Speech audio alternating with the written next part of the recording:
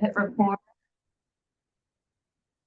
Good evening, everybody. It is currently 6:01. We are convened for the Public Works Committee meeting tonight. All trustees are accounted for and present. Has this meeting been publicly noticed? It has. Yes, great. Fantastic. We've got one agenda item for this evening, and that is to consider recommendation for RFP for planning for neighborhood greenways and the development of a traffic calming program. Tonight we have Bart Kuchentraug here to present the plan. Bart. Thank you, Trustee Ursig. So yeah, it's pretty straightforward, at least I hope. RFP, so just a brief history. We adopted the bike ped plan last year. There was numerous recommendations in there, including a short-term recommendation to discuss and design neighborhood greenways, what they could look like, and give us a plan for moving forward, how to implement them, budgetary and just infrastructure-wise, what that could look like. That's a pretty big component of the plan to build a network of less intense roadways. And so that's one of the short-term recommendations. And then secondarily, as you're familiar, our current traffic and parking request program does not involve traffic calming requests. We did some demonstrations last year to learn some things. And so now we're just following up with that to say, we want to build a program. How can we do that with our capacity, with our budget, et cetera? So based on the commonalities of those two programs, we developed an RFP for a consultant to help us with both of those. The RFP is attached. Once again, the scope and background history is all in there. I did give this to the bike ped, the full Parks and Public Spaces Committee last week. I have not heard any specific comments yet, but I'm open to any suggestions. Same thing here, open to suggestions. So yeah, the scope involves 4 primary tasks. The first one is the consultant letting me know what their preferred or letting us, I should say, the village, know their preferred communication and public engagement strategies. I don't know what that is, so I can't define it for them. And so I kind of want to hear what their thoughts are and have them present it to us for approval. At that point, you'll be able to comment on whether or not you think it's robust enough. But once again, I don't want to tell them we need X at this stage because I don't know how best they work. And then the second task, task 2 and 3, both relate to neighborhood greenways. I split them up because I don't want the consultant to get too far down the road without confirming an understanding of the project. So task 2 is probably 2.1 or however you want to term it, but that's pretty much them reviewing what we've done to date. It could include public engagement at any stage, as mentioned above, analyzing streets, et cetera. And then task 3 would be the actual report generation, which they would give to staff and public for review and comment prior to board approval. Concurrently, task 4 would likely be going on at the same time where they're developing a traffic calming program. There's numerous examples, regionally and nationwide that we expect them to pull from, but the biggest challenge will be building it to our capacity, once again, with our staff levels, our budget, our network of roadways, our public engagement, et cetera. So that's it in a nutshell. The 4 primary tasks, 2 related to greenways, 1 to the traffic calming program. I'm hoping to maintain the schedule so that we can get this started in the spring, so that by late spring, early summer, we can be fully running so that we can get these things adopted prior to development of the budget next year, which starts this fall, obviously. So if by chance there's things that the board wants to fund, we have the opportunity to do so. So that's my spiel on it. If you have any questions, I'm happy to try to give you an answer on that. Trustee Kudo, Trustee Navarro? That's pretty straightforward. Yeah. With the tasks 1, 2, 3, are those weighted at all? I know that traffic calming is a pretty big sort of issue here, and at least task 4, I don't know if that has any sort of representation of the importance of it, or. No. So once again, task 1 does need to be done first because we need to approve their communication engagement plan. Tasks 2 and 3 are kind of 2.1, 2.2. I could reorder them if it makes sense because it really is. They really both do relate to greenways, and then task 4 is programming or traffic calming program. Like I said, I think that those will be concurrent to some level because you'll want to have public engagement efforts on those. So if there's a desire, I'm not objecting to it, to combine task 2 and 3 and to make it clear that there's communication engagement is the primary task 1, greenways and calming program are the other 2 tasks, but they can be together. So I know it's small, but I would propose combining task 2 and 3, just they're both the same topic, and that way nobody's getting bogged down. Yep, any clarity we can provide is great up front. The other thing I saw in here is the $65,000 budgetary note. So the village is like allocated 65,000 for this project, 2026 budget. Correct. And is this for the RFP, the consultant, basically? It's for the, consultant, and inclusive of any postcard mailing, et cetera. So, they'll have to, work within that number. Great. And then it was just announced that Shorewood's part of a grant program. How does the grant money, do we know how much we're allocated, and is that going to mainly fund a lot of these projects? I don't have full answers on that. The answer to these projects would be no, because that funding is specific to Capital Drive, and Capital Drive is not identified as a greenway. And I don't think it qualifies for much traffic calming based on the traffic counts. We talked to DOT last year before we submitted it, and there was some hesitancy with respect to any sort of, raised intersections or things like that. Not saying they're out of the picture at this point, but so this is completely separate. Okay. That project, I believe Capital Drive was allocated up to $3 million of the full pot. It does go into Milwaukee, so I think it's like 2.6 could be within Shorewood. We would have to match that with 20% local funding. And we'd also have to find that level of projects to do so. We can spend up to that if we can find qualifying projects. That would not start the design or discussion until 2027. And then the earliest the county believes things could be constructed would be 2029. So we probably have a year of discussion, thoughts, whatever. And then we have to work with the county, obviously, to make sure that we're spending and doing things within their parameters. They are separate, but obviously common themes. That's great news. What about the bump out that we had planned for Morris and Capital? We talked about that. I haven't heard any updates, or is that? No, we talk about that? Oh, no, we're not agendized for this. Okay.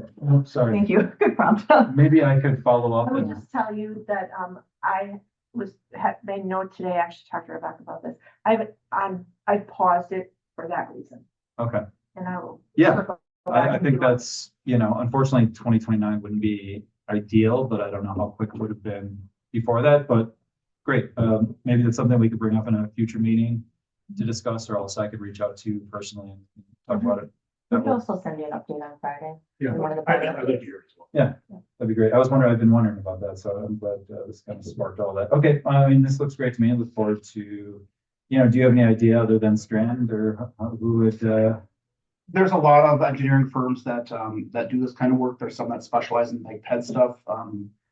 I've been referencing Wauwatosa's plan from their traffic calming they did internally, but they also have a neighborhood greenway plan. So I know that there's consultants out there regionally that have done these projects. So I would hope or expect that we get multiple responses. I'm not opposed to working with anyone. I'm looking forward to everyone's perspectives on it. great. As part of their draft report, would we want them to maybe identify potential grant funding sources, or is it too soon to get into that? No, I think that's a good clarification. So I think I do reference in the traffic calming to identify funding sources. I can make sure I put that in the recommendations for the greenways as well, so I can help identify. That's good, thanks.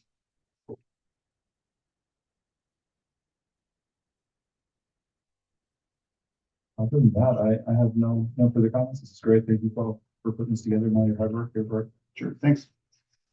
With that, I take a motion to adjourn. Can I get a recommendation on this? Would you? Wow. I move to recommend the RFP for planning for neighborhood greenways and the development of a traffic calming program to the village board for consideration. Second. Sorry. All in favor? Aye. Aye. Perfect, thanks. You're welcome. Trudeau, motion to adjourn. Second. Matt seconds, Mr. McGovern seconds, and we are done at 6:15, let's call this order for this meeting of the Strategic Initiatives Committee to order. All members are present. We have 2 items on the agenda today, starting with considering the Senior Resource Center proposal for available space in the Village Center lower level. Rebecca, do you want to present on this one? Sure. We had two proposals. If you'll recall, the board decided to not allow proposals to be considered that require or propose non-zoning approved uses in the space. So now we're back to the Senior Resource Center proposal, and they've submitted repurposing of the North Shore Health Department space, as well as modification of that space. And so they were able, in the Q&A that I provided you, to respond to some questions about funding and an estimated timetable in terms of how to proceed. And Elizabeth Price is here as the director of the SRC to answer any questions that you may have in addition to those that were included in your packet. But for purposes of tonight, the goal would be to provide direction on the proposal that could be then provided to the village board in terms of whether we want to permit this proposal to be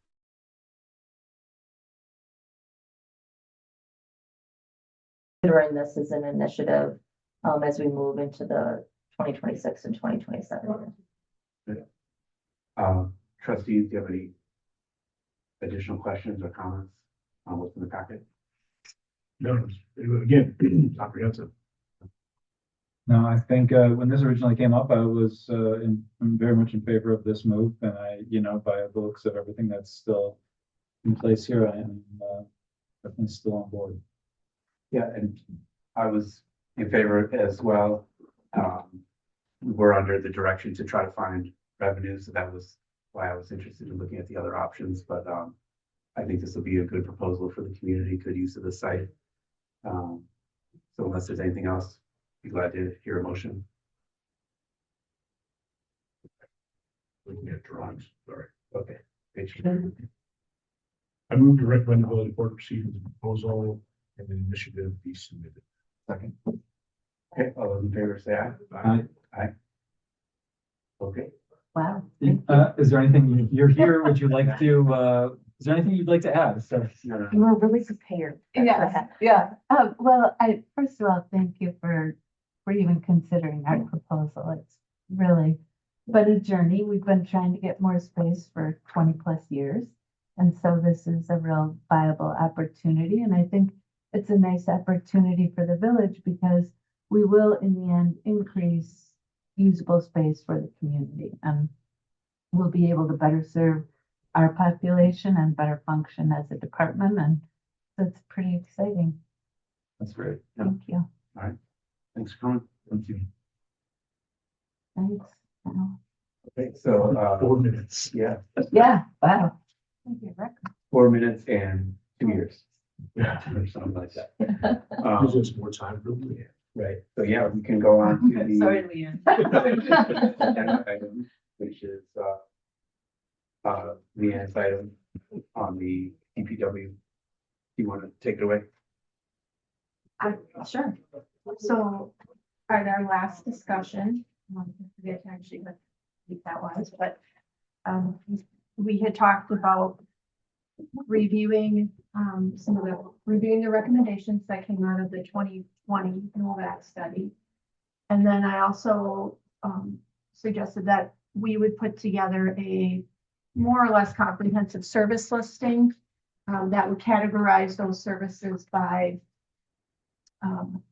required by code or statute, services that support public health and safety, and then kind of the remaining group of services, which, because the best I could come up with was quality of life. There's probably multiple ways to describe them, but they are, they provide a quality of life component to village residents, but aren't required by code or statute and don't directly support public health. So I'm happy to answer questions or jump. Did you have one or the other that you preferred to start with? Happy New Year. Okay. There wasn't really one for me. I mean, just looking through the packet and, there's obviously a ton of work that's gone into this over the years, like each bullet item. I mean, I think there's one bullet item for, find a new DPW site. So this is all very, very comprehensive and very thorough. I feel like it's very helpful to me as a board member to see the whole list of services that our DPW provides to the community. Actually, a very impressive list if you step back and look at it. But there wasn't really one that stuck out to me. Are there ones that the other trustees want to get into? Yeah, I think, I think just kind of narrowing the scope down and focusing on the quality of life, aspect of the services. There's a couple that I see that I think we could probably talk about a little bit. And one of those is this business district plantings. I think this is worth a conversation with Jen and the bid and to see if the bid can actually step up and fill that void. I don't see any reason why business district couldn't help fund a program that helps with these plantings. Whether it offsets costs 50% or 100%, I think that would be a very legitimate sort of ask and conversation. No, it's not going to save us a ton of money, but it'd be worthwhile to have that conversation. And I would assume that they may be receptive to it. They do currently contribute toward the winter greens. Mhm. So if we get, for the last several years, they've given us between $1,000 and $1,500 for filling the project. Okay. Well, I think I'm bigger I just. bigger wanted- scope of that. I got you. And, they do a great job and we appreciate it. It does. I know beach cleaning is very important to this community. It's, and I know that it's important you guys do a fantastic job, but I would assume there's groups out there that, I've done it in the past and I don't have the equipment you guys do, but, I can collect a couple of buckets of trash. Now I'm wondering if there's partnerships that can be made to help that on a more robust level. Yeah, so I should probably, I'll correct this for any versions going forward, but our primary focus there is sand grooming, Okay. less so cleaning. That might be the thing that pops into your mind first. The grooming picks up some litter, but really the primary purpose of the work we do there is grooming the sand, removing, sharp objects, stones, small pieces of Gotcha. wood, that sort of thing. Okay. That's great. Yeah, maybe that clarification. That makes sense now that you said beach cleaning, but at the same time. Like a beach groomer's position. Yeah. Is what we use. Or else it would look like that. I know, I think some of these other ones street level plantings, stump grindings, I think those are actually really, really important. Go beyond sometimes quality of life, but I don't know if it's worthwhile going through all of the quality of life, because I think those are the ones that I think are, I want to say that if we needed to get rid of something, those could be the ones that we talk about. Everything else on this list to me is a sort of a non-starter to a certain degree. But the quality of life ones are a conversation that we should probably have. Lowest hanging fruit. Please don't misunderstand me because I'm not offering this up. But Dan and I have talked about this over and over and over again. And the real reality of it is that of the work we do, the only department, if you will, within DPW that's remotely discretionary is Parks and Forestry. There's a large liability component to maintaining the current urban forest. Mhm. So that's why I classified some of the things as health and safety, right? Tree removals is big liability, pruning can be a liability. Mhm. Planting, you don't have to replace them if they come out. That's a Yeah, quality right. of life choice, right? Uh-huh. You can cut them down to the stump and let the stump sit there forever if you want to. Right. Quality of life choice. Right. But the reality of it is the biggest discretionary element in our department is urban forestry. It also typically happens to be the most visible. Yeah, And the exactly. one that people talk about. Yeah, right. For sure. Yeah, I mean, it's one of the main contributors to quality of life in Shoreland. Our parks, our forests, and Is there a good budget number, associated with these items? Do we know what stump grinding looks like or what we spend annually on stump grinding? I'm sure. Well, you can't really, if you're going to have a forestry program, you have to stump grind. Yeah, So you really can't separate it out. Sure, Unless sure. you want to eliminate our forestry department, I don't. you can't say we're just not going to stump grind. Yeah. I think for the sake of this is an exercise, right? No, then I would say And we've got an it's hour. the whole forestry grouping in the budget. Yeah. We're just gonna talk about it all. But yeah, I get it. I mean, it's just if we feel that strongly on that, maybe it's not quality of life. Maybe, I understand what you're meaning by quality of life. Because it can sit there forever, right? It could sit there forever. It wouldn't be It could, but then you can't, plant anything there. You Replace can't, yeah, exactly. Yep, okay. Parks and it's contracted out. It's not limited to make it worthwhile. Contracting. Back years before Yeah, river forestry. Do that, but we're only removing instead of 90 trees a year, we're only removing the ones that are like dead. yeah, And we have, Yeah. let's say a $10,000 contract, somebody could come in after that's not true. yeah, exactly. They determine are dead, dying, and Mhm. Remember when we went away from our contractor, the turf contractor at like Spectre Field or River Park? Did we have enough time over spring or summer, fall to figure out if that was worthwhile? yeah, I mean, so Ben Habanic, our horticulturist, really grabbed that. He managed all of it. He did the vast majority of the work himself, arranged for the rental of the equipment, did it. I think this is one of those win-wins where I think he did a better job at a lower dollar cost. Yeah. The trade-off is then those hours that he put into that Take away. came away from something. Yeah. I do have a question about some of the other sort of like older recommendations that were implemented. Like there was one, the first one was outsourcing some of the mechanic work in 2021, just before I was on the board. Went from 2 mechanics to 1 and 1 shop technician, additional budget allocated for outsourcing repairs. How does that work out? Does it save money or do we? well, I can speak pretty good to that because at the time I was the only mechanic in that time. Thankfully, we actually got money so we could send things out. So it's a separate budget item and it's a lot for one.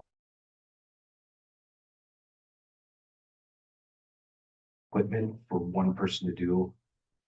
I think it's right around 50 pieces of equipment that have to be maintained, and then you're doing that every season as one person. Hmm.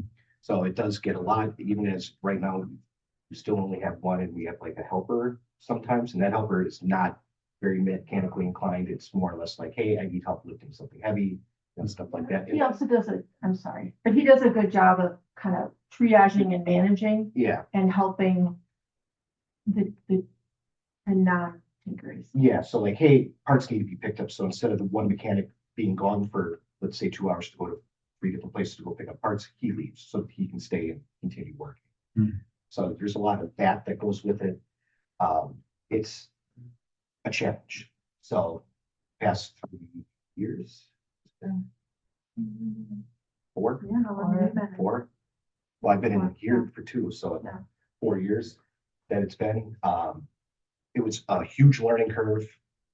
We have a pretty good handle on it as of right now. There are times where, yes, I have multiple things that are gone and had a dealer getting fixed, which increases huge downtime because it's not just my stuff that they have to fix. So I don't know if you're taking your car in for anything and you don't get it back in 2 hours anymore. It's like 3 days minimum. Hmm. So we can't do it in-house. We try to, but with only one person, it's really hard to do that. And on top of that, you can't finish stuff. That- How often does all this change? Like, during the tours of the yards, we saw, dedicated bays with lifts and what have you, like, I don't even know if our lifts work before. We have, Or they're just too short. we have one They're lift, too short. we have one lift and there's one in-ground lift that hasn't been used in a decade. Yeah. Because, so, like, we won't use that. So most of the stuff's all groundwork. Yeah. So, But I mean, like, if there's a new yard and, or when there's a new yard, and we put in a bay for mechanic, will it require us to like hire another mechanic? Does it change what gets set? Cause I mean, in talking, when we did the tours, this was a while ago, but in talking, it was like a lot of stuff gets sent out because it's computers or it's just Yeah. something that you don't necessarily fix in the shop. Yeah. So does that change with a new mechanic shop, or should we still anticipate having to send stuff out regularly? I mean, we'll still have to send stuff out just based on time, one person trying to get stuff, but with proper lifts in a proper shop, that decreases a lot of time. So instead of crawling around on the floor trying to come up with good ways to, let's say, pull an axle out of something. Yeah. I have a lift that I can put it up in the air and it cuts the time in half. So I'm doing it standing up. It's easier for me to get at stuff. Right. Like I'm not laying on the ground. So there is an efficiency to that. Are we pulling out replacing axles? Well, sometimes you have to. But mainly you're doing it for like brakes or suspension. Or Yeah. brake chambers. How has the job changed now that we've had enough time to reflect on one versus two? Were we getting more work done with two people, or was that Absolutely. more cumbersome? Was that? Absolutely. Yeah, because you could divide and conquer at that point. Yeah. So one person can change oil on a garbage truck while, let's say I have a squad car that needs tires and brakes, another person's doing that. So instead of spending half a day on an oil change on a garbage truck and then tires and brakes carries into the next day. Right. So then all of a sudden there's a squad car that's down for a day and a half, Hmm. and then you have that problem. Yeah. PD wants the car back. So you can be more efficient with. Yeah, way more absolutely. efficient with Yeah, two people. absolutely.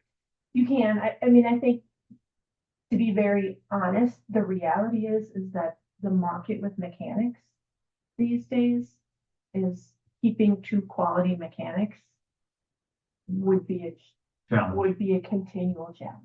Yeah, I mean, it's just hard just to get one. And I wonder if you get like an assistant. I mean, it sounds like there's an assistant right now, but if you could find somebody that could, be also a tinker. We mechanic don't assistant. shop. Yeah, I mean, it would be great, but we're also not big enough to absorb a level of training. Yeah, that that's goes true. into something like that. Yeah.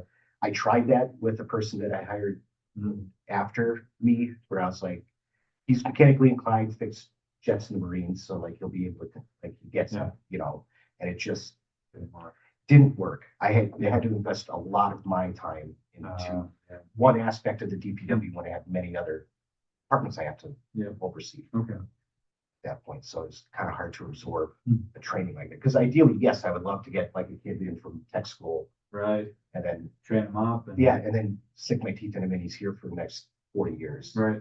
That'd be great. But unfortunately, those don't really exist anymore. Mm. We don't have the shop for it. And that too, I mean, Why work here when you? unfortunately, like when I have walked people around and it's like, yeah, it's a lot of groundwork. It's like, yeah, like, it's like you really want to crawl around on a whole concrete floor, be covered in whatever. So with a new yard, there might be opportunities to get better quality, younger, or people that are interested and may not need a lot of like hand holding, but Yeah, there's going to be more At opportunities. least heated floor. that would be great. Yes. Yeah. Yeah, I mean, like the mechanic that left, that caused us to go Yeah. down to one, specifically, one of the reasons why he left is the better shop. Yeah. Like, He went to Brown Yeah. that brand new building. so, I It's mean, all about. Yeah, that's probably fun to put for any new one. but it was pretty much like ours, yeah. Yeah. That's if you coach manager problem.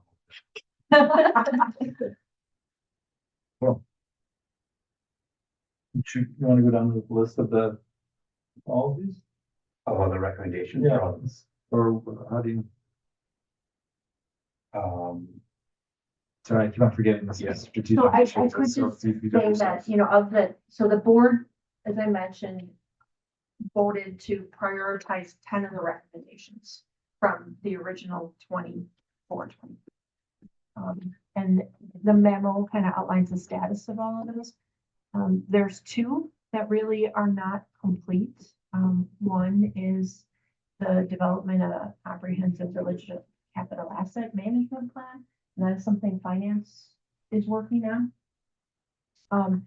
And then the other would be the creation of the engineering inspector technician, which we did, the board approved that position, we advertised. Did not get. Didn't essentially get the. The candidate we were hoping for with the level of experience with the salary level that was available.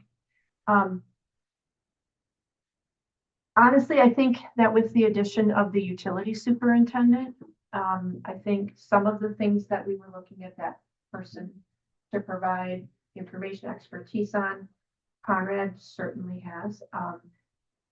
Conrad has experience being that construction inspector. That isn't his role right now. But I also, in the reality is as we move forward with lead service line replacements, it's likely that for at least the next several years, we're going to have concurrent projects. And one person would not be able to manage multiple projects at the same time anyway. So I think at least for the foreseeable future, the consultant model is a better fit for us. Oh, I see, number 23 is, work with Shore Improvement District to encourage their contribution to cost of horticulture and maintenance. And through that, we were able to get $1,500 for holiday goods. are there ones on this list that still need action from the board, whether it's, putting something in the budget in a future year or? Of those 10, no. Certainly there are others from the original list that the board at the time chose not to act on or prioritize.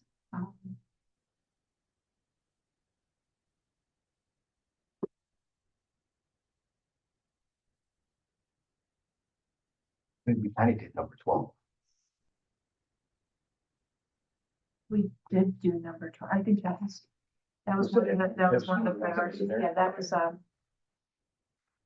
great learning experience, but an utter failure. Yeah. Contracting electricians. Oh, Yeah. That's right, I can remember that. I thought my life was gonna be so easy once that happened. But it was that, we had this conversation of like a contractor versus an in-house and, and the cost, difference between, what that looks like and the inefficiency of potentially getting contractors versus having somebody in-house, because we went away from having an in-house electrician, right? Well, because we couldn't find a qualified. Couldn't find, I right? couldn't find one. So I was doing it So you're doing, Yeah, at the time and doing mechanics work at the time. as the single mechanic. Yeah, and then we started with like Next Electric. We reached out to them and then we went to Outdoor Lighting, who was light years ahead of Next Electric, but still required a lot of handling because their system It's is not so what they do. antiquated Mhm.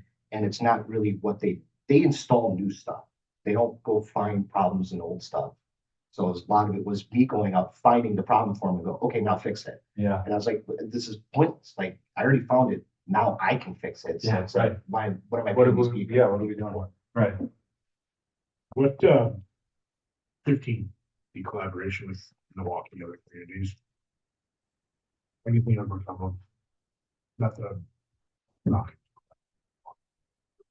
This organizational analysis implementation status. Which is a bigger No, list. it's a page Yeah. higher. sorry, page 3. Investigate other opportunities for alternative service delivery with neighboring communities, including the city of Milwaukee. I would say that wasn't one that we had serious detailed discussion. I mean, it's been brought up you know, almost all the Well, time. it's also one of the core at the time. There was, like there was the concept of what, well, why don't we have? I just remember this one, this comes to mind because it's winter. Well, let's just contract snow plowing. And that wasn't well received by members of the board, you know, and so it's one because of just quality, I think. So there was a lot of quality concerns. And so there, one thing's a cost, you know, it's one thing to look at the cost, it's another thing to look at the level of service. And there was never an appetite, I would say a majority appetite to have. You know, in my experience, I would say in the time that I've been here, I think when you talk about joint service delivery, the ones that are easy and don't really impact anyone and no one will notice, which is kind of how we want it to go, right? Are typically the big costs. They just don't really save a lot of money. If we want to do joint service delivery and really move the needle on the budget, we gotta blow it up. Both communities, or all three communities, or however many we're talking about, and start over. I firmly believe that kind of nibbling around the edges and going, oh, well, let's just do this one. And that's not going to be meaningful. It's good experience, but it's not going to move the budget needle. Yeah. If I'm you seeing like really, forestry, I mean, just like, what can be, you can only have so many. I mean, between us and the communities around us, but for like forestry example, like the city of Milwaukee's the only one that really has like a forestry department. Like most other, we're the only North Shore community that So what do they is do? forestry. Just they just contract it out or? Yeah. essentially, yeah. And then like if a tree falls down, it's a guy that does utility work is using a chainsaw, cleans it up and that's it. Like, they don't really manage their urban forest the way we do. Like, we pay a lot of attention to species diversity and EAB management and that sort of thing. And, you know, they don't do it to that level. They don't have the ability to. And we could certainly, you know, that would be a great communication point, that our staff is right sized for our community. So we could collaborate on those services with another community, but it would require, you know, either they would have to increase their service level at a higher cost to them, or we would have to increase staff to, you know, so it's, Yeah. Or, I mean, yep, I'm sure someone will bring up. The other option is, what if we use the same techniques and tactics of the other North Shore communities? We don't. Oh, yeah, like just don't do. we could just Don't do it to a level that we. that we reduce our do. service I mean, I can't, I mean, Yeah. I'm clearly just a layperson, so I can't discern tree types or stuff like, but driving through Yeah. Bay or Glendale or whatever, to my mind's eye, it doesn't look that different. Well, I'm sure it is very different, but for the general Mhm. citizen out there, it's like, okay, And trees are trees. yeah, and we also have like our urban forest is very dense compared to a lot of the communities there. Especially North Shore. There's kind of this green spot in the village that does not have a tree in it, Right. in the parkway, so it's like. Yeah.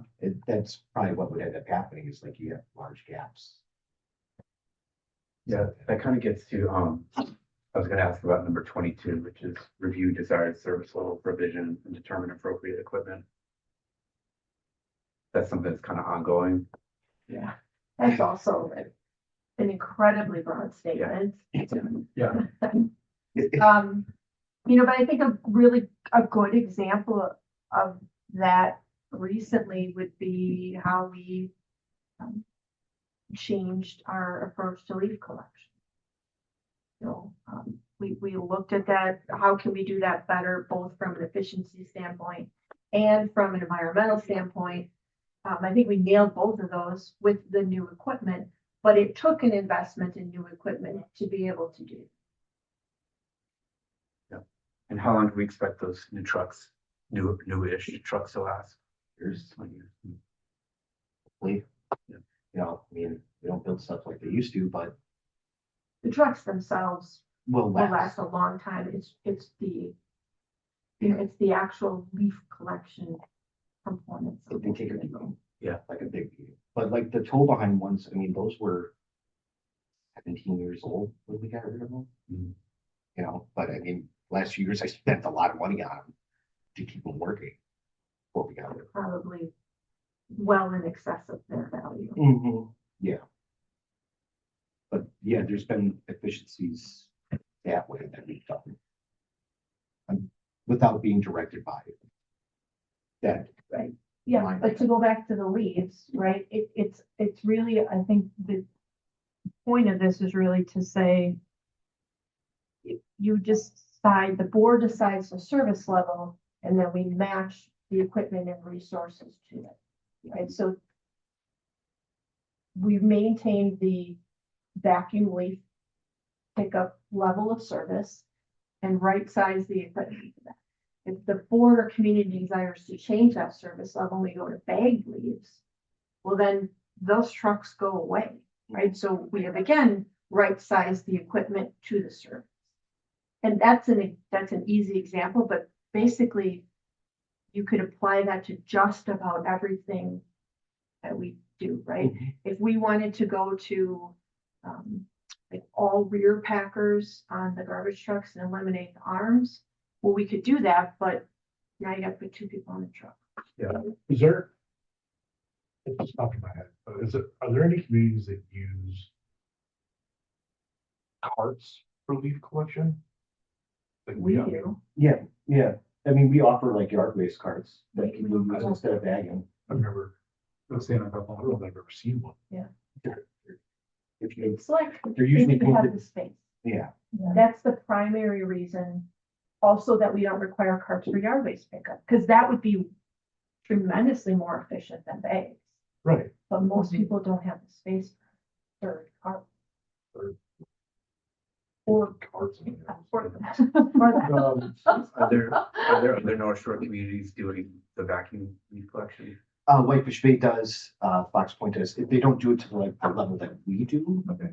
where like everything's in the parkway, we drive up and down the roads and Yeah. vacuum it up. They do it, a lot of it's in, like Whitefish Bay does it in like business districts, things like that, where like there's no place to put bag leaves when you do that. So they're kind of putting piles, but Whitefish Bay pushes. Everyone else is doing Yeah, that. they put it, they tell everybody, put it in the street and they push it. And that's a Some huge does job. vacuum. Yeah. And pushing leaves is a huge operation. Yeah. Like even when we've had to do it, when like we've had leaf suckers go down in the past, like you're talking 7, 8, 9 people to push Yeah. leaves. The fuel use. And the leaves are on the street too. It's also just detrimental to our waters, right? To getting. the Yeah, it's the whole services. point to not put it in the street, why we Right. have to have part of ways to avoid.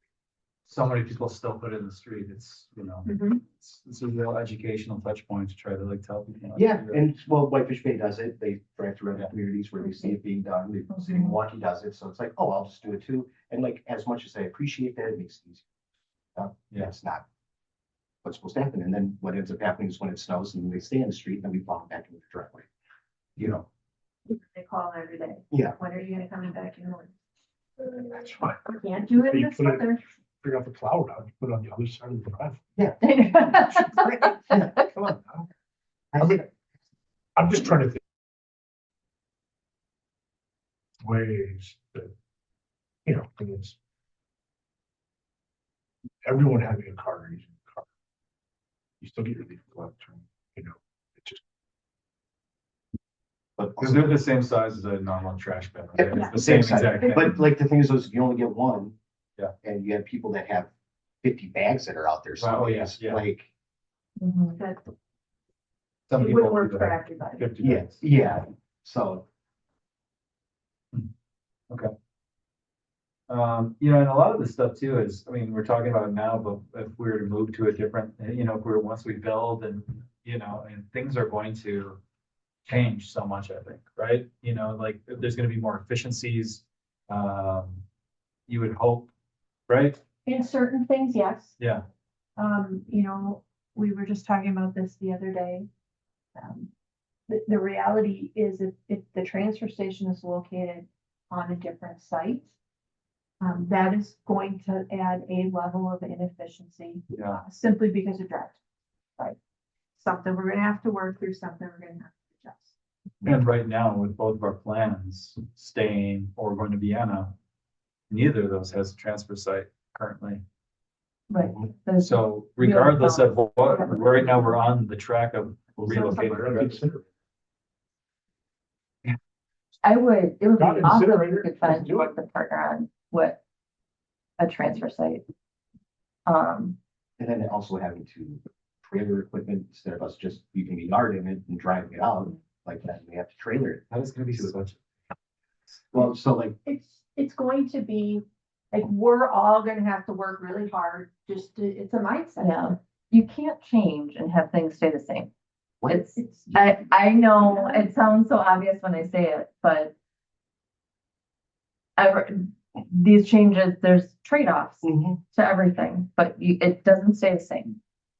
one thing that I really want to dive into hard when we have a transfer station site kind of identified, final identified, if you will, is the opportunity for us to bring recycling in-house. I know with every fiber of my being that we can do it better than waste management and for less money. Yeah. I know it, like. If there's everything I anything have- close to how garbage is, that will be absolutely correct. Yeah, that's something I'm interested in looking at too. Just, I Yeah. think a lot of times outsourcing really gets oversold. Having worked at the Department of Energy in DC, you know, it's a thing that governments are always sold on. A lot of times it doesn't really save you money, it might cost you more money, might not be as good. Yeah, so. yeah, and there's upfront investment that goes into that, but Mhm. that's the pain Absolutely. part of it. It's like, oh, I gotta spend $1 million upfront, but then over the course of 10 years, instead of spending 6 or whatever it is. No, but I mean, that's our biggest ticket item in the whole, we will spend yearly that on refuse collection. No, We'll spend $350,000 a year on recycling. that was what was so, when I was, you know, 'cause I like this number thing, like, okay, how much do we actually spend on like $153? Wow. I was just like, to the point where I reran the numbers and then I gave it to finance.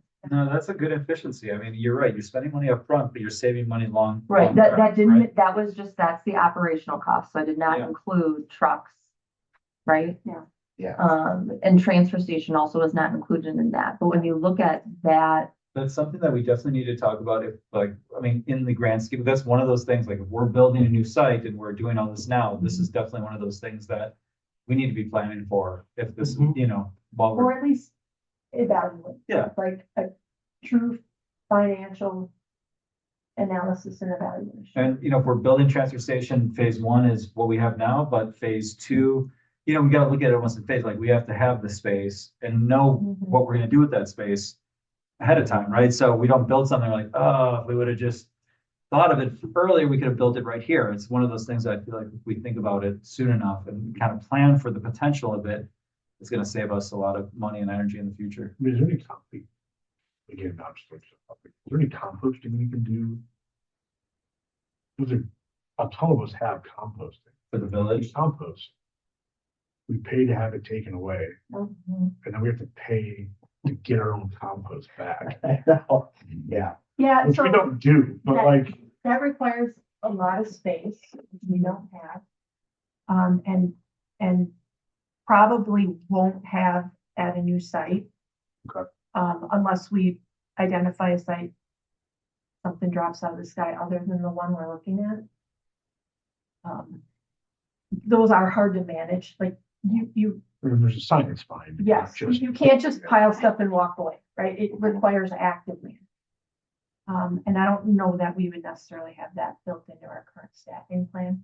no, But Could we do collection though? Like, I mean, I know some people pay for it. Like, could that become a village service? You know, that, I'd love for the village to do it. yeah, like, I mean, The village, get some of the compost. Yeah. actually Well, use I it for the think village. we would have to have, there'd have to be some sort of a contractual agreement with another entity to compost the material. Mhm. 'Cause we wouldn't Yeah. have a location to do it. Does anybody compost? I mean, does it, Like, What is that? us. any municipalities? Germantown kind of does, so, but they have like 40-acre DPW yard where you can go in and dump your loose grass clippings. They chip all that, they give wood chips away to people after all the brush gets chipped up. Yeah. They compost leaves and stuff like that. You can, Is that around here? They had a little something like that too? Well, yeah, Whitefish Bay Glendale did, but they got into a little trouble with DNR. Yeah. Because they were just dumping it and walking away. I think Compost Crusaders in the long run is a really fantastic organization and they do a great job. And, you know, I know it's not ideal to pay for it to be removed and then pay for the compost at the end of this season. I don't know if there's anything we can do to be, you know, to negotiate with Melissa a little bit more and. Well, I mean, long-term partnership, that might be something to definitely explore. Yeah. Longer term. So I'll tell you this, that Compost Crusaders has applied to the farmer's market where they want to staff somebody there all season long, teach people about compost, give people compost and take compost from the community. Mhm. So they're going to be a drop spot for people to bring their Is compost. that for sure? Is that part of the grant? No, I think that's a separate one that they're looking to do. I don't know if you want to update. So she. I've learned a lot about I talked to composting. Melissa about recently. the. So, Nicole actually did it this afternoon, Okay. submitted a grant under a program. Is it a federal program? I'm not Yes. even sure. But it was a couple things. The primary goal was to increase participation in the subscription compost program. But then also included an effort to do business outreach so that they're aware of composting possibilities, opportunities. And then we're gonna look at how we can pilot a drop-off site potentially at DPW. But What they call, I'm not putting that money.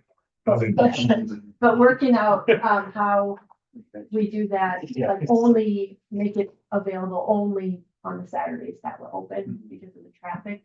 But apparently Milwaukee has a number of very successful compost drop-off sites that come mhm. in cities. So, Bunch of restaurants, do they all well, the compost? school, so she's trying to work with the schools, do the schools, yeah. school-wide composting program. Not all of them, no. They just started at Lake Bluff. They raised some money, to have it in the cafeteria now.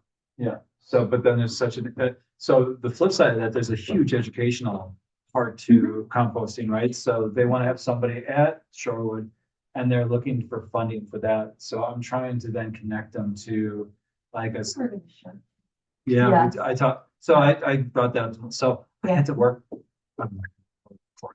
But, you know, I had to work with the Shorewood Foundation and Melissa. I talked to them both separately about the situation. And I recommended Melissa goes to Shark Tank to pitch it with the idea of let's find high school students that are in the environmental club or a student that we can find in high school. So if we do get foundation money, that foundation money then could go back to somebody in the community, which I think would be an ideal situation. But that person needs to be there every week. They need to be able to like manage what that compost is. People are going to throw everything away and like they're going to need to sit there and like educate. It's going to be a big job, I would imagine, with the amount of traffic that we have. But I think it's positive. I think it's going to be, I think those kind of relationships can go a long way. And maybe if there's, as it grows, maybe there's more wiggle room for a Shorewood to like somehow get into that and make it a little bit more cost effective for everybody. There's a lot of room.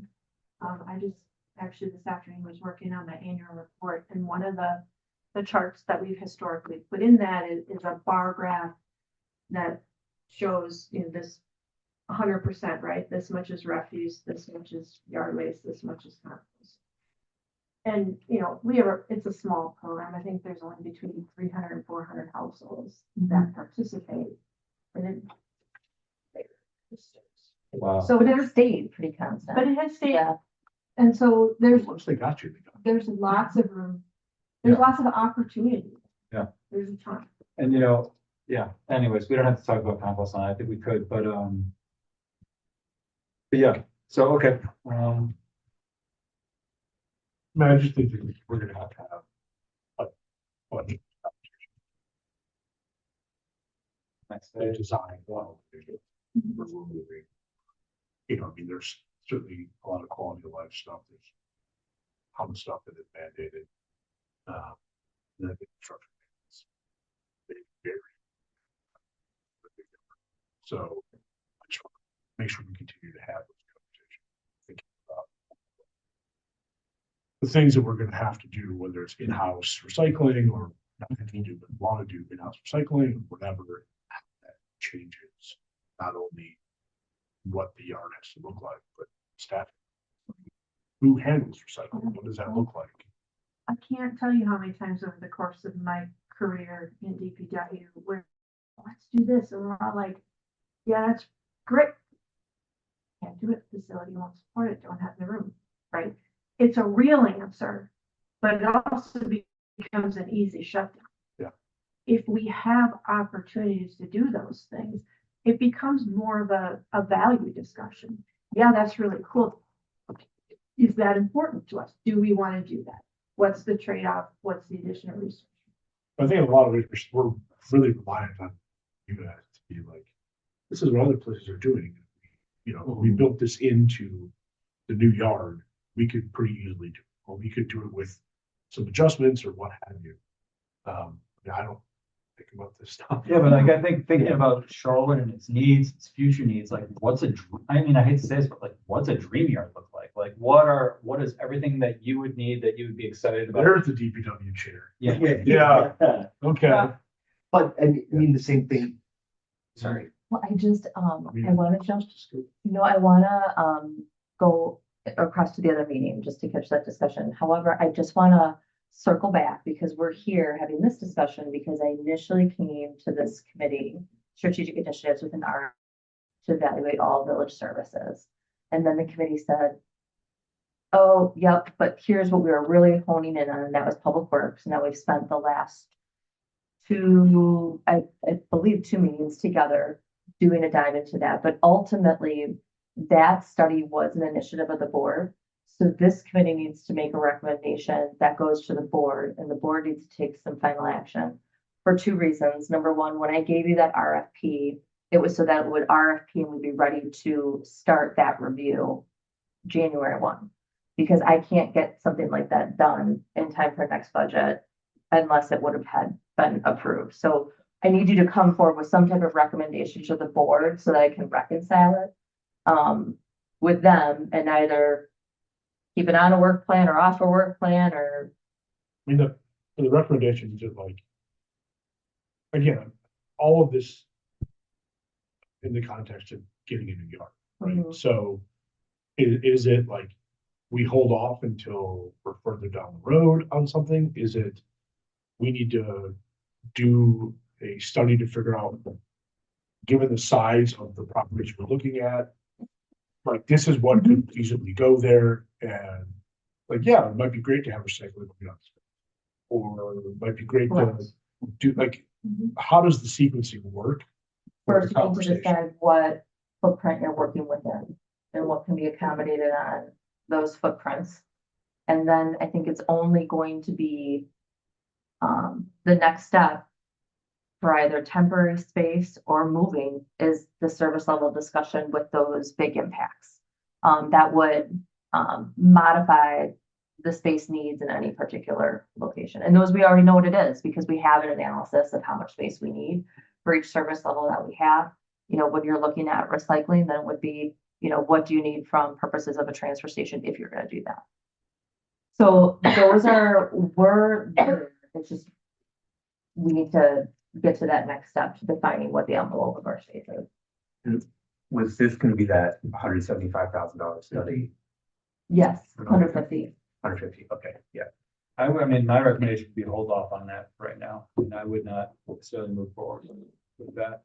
Yeah, I mean, it kind of feels like we sort of know, I mean, I think we're probably not, it's probably not a big appetite for making big changes to service levels from the board as a whole. I mean, just speaking for myself, I'm not really hearing that from the community or, um, I'm not seeing that direction in the budget or anything like that. I do like the idea of keeping some options available, like looking at insourcing, recycling, things like that. I think the Barrientos report has a lot of these details really laid out on as to why it has to be a certain size and all of that. And so, I kind of feel like we have enough studies and analysis of what the next facility should look like, what service levels should be. So, I don't know that we need a big new study on service levels in the village. Yeah, it's like if we're trying to cut plantings and cut stump grinding, we could just not do this $150,000 study and, still keep a lot of those things, right? Keep everything. Keep everything. I mean, I just don't see, I personally don't, this just, to me, this is a little bit wasteful. in my mind. Like if we didn't already have the Barrientos report Right. and others, there's one on the website about police levels. We're always getting new data from the North Shore Fire Department of how many calls there are, and they have a whole long-term capital plan. It seems like we're already doing a lot of this stuff as a village government. And I think as we move forward, there's probably gonna be more opportunity, like something, we might, if this pot of money is gonna be there, we get closer to this DPW and building a new space or whatever it may be, this money might be more useful and, as we get further along and we need, to identify, like more details about a future DPW, whatever the case is, I think. For sure. I'm just looking for emotions. I can memorial. Unfortunately, there's none in the packet, so it would just be, it would be a motion to, could we say table? I move to defer, I move to defer, analysis, organization of two, no, that's not it. Or is it to just kind of report back to the board, this conversation, the full board, which is, I don't even know how we would put it. We just say we talked about it and Yeah. Does I it have to would, be a recommendation to the board? Well, they reviewed the RFP and they were gonna provide a recommendation on the RFP. But then we paused. Yeah. Because there was a desire for more information to kind of lean into the subject matter. So we move to defer, or we move to we could move it. We not move it. recommend. We move the chair of the committee to report out the committee's conversation regarding this agenda item. Or That's wait it. until DPW site has been. Yeah. Finalized. Yeah. something like We, that. we can word it out. Yeah, We just right. want Matt to talk to the board about Yeah. and have no actions, then that's. Move to report future, that a future move, you want to figure this one out? sure. I know, it's your committee, man. Yeah. Move to provide a summary of this discussion to the full board without a recommendation to complete an RFP for a full study of service levels in the village. Very good, good job, Well worded. well worded. All those in favor? Aye. Yeah, so Second. meeting's adjourned at 7:10. Thank you. Is it warmer here? Is it Yeah. different? No, it's hot. Oh, okay, 'cause I was like. It's beautiful. You guys are on, you offer 65 degrees. Oh, right.